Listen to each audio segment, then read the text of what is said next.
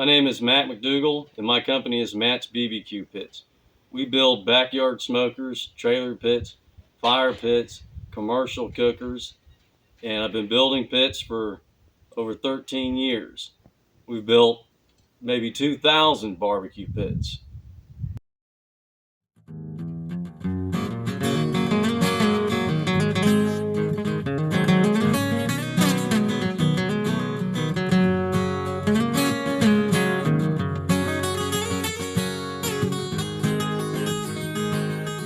Located in Pike Creek, Texas, we ship all over, including Alaska, South Korea, and Vietnam.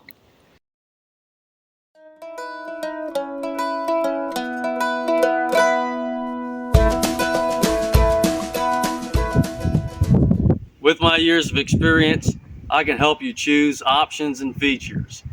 Golf cart wheels, steel wheels, flat free mower wheels, casters, steering, insulated fireboxes, plate fireboxes, paints,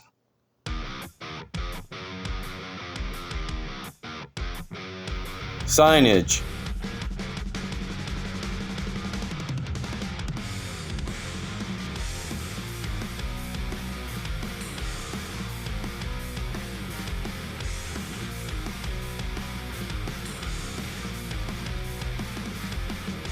Santa Maria grill, drawers, sinks, covers, propane tank holders, fryers, propane burners, grilling pits, storage bins, and more. Don't forget electronic temperature control systems that feed the data to your cell phone and keep the fire stoked. We even made our own custom temperature control system. Custom tables,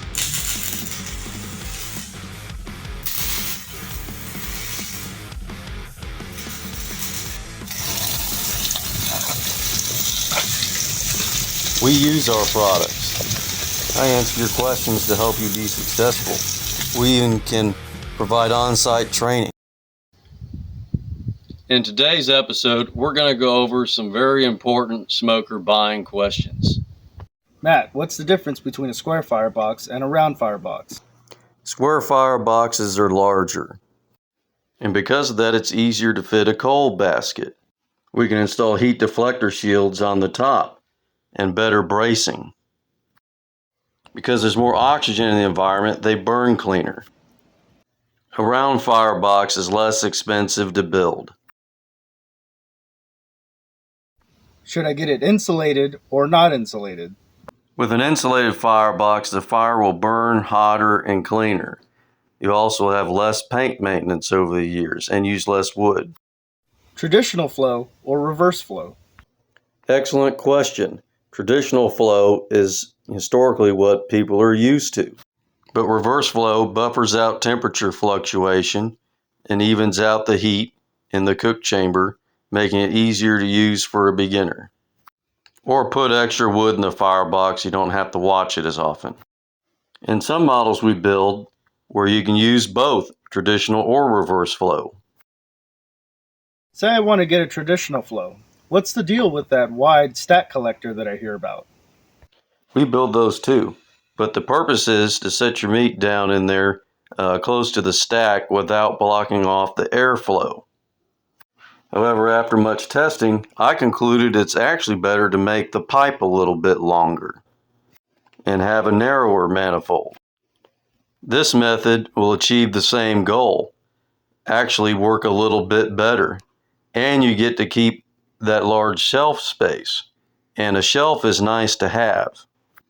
A shelf provides nice leverage for lifting and steering, and so you can set pans and utensils down on.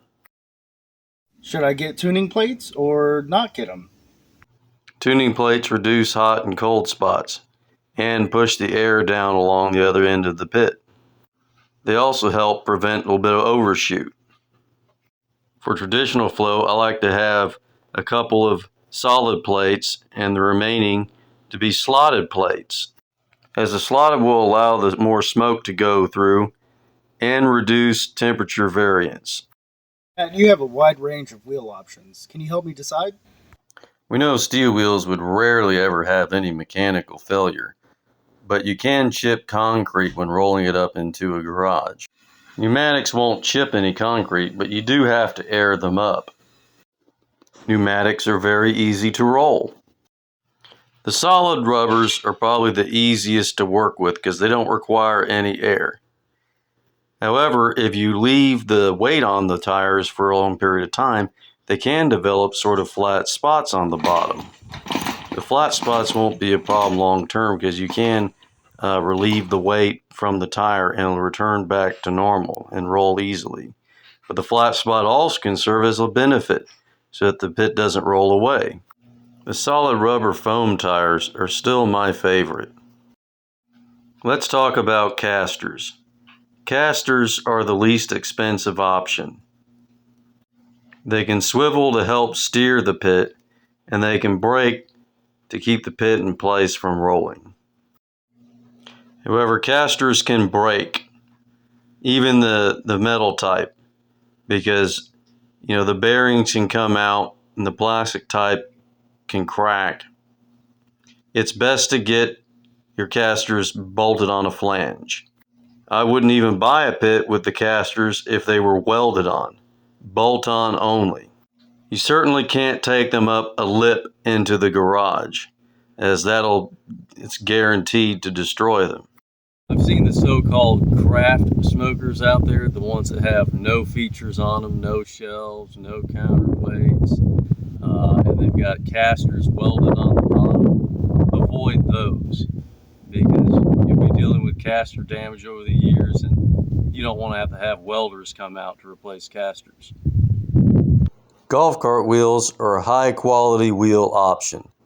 They are expensive, and you do also have to buy spindles and hubs. We can set them up with steering.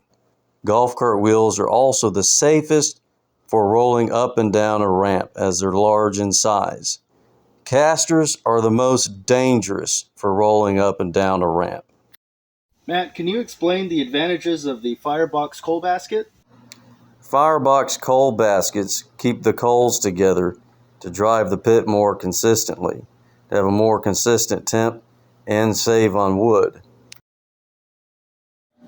Our model features a slide-out ash pan, which is very convenient. Do I need to get steering? Steering is not going to be necessary on the smaller, lighter pit models, because you have the nice shelf on the left for good leverage and a good sized firebox on the end to counterweight, so it's easy to lift and turn.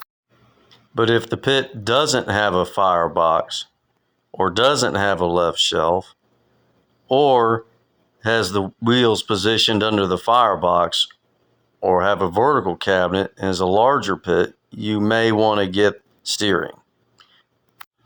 Paint is a great way to protect your pit, and they can add beauty and color. Covers are also an excellent way to protect your pit, to keep the rainwater away from them. It's best to store them under a patio cover. Some have their own cover. Or even better, keep it in a garage. Hey, thank you for watching my channel. I hope I've answered many of your questions you might have when shopping for your next smoker.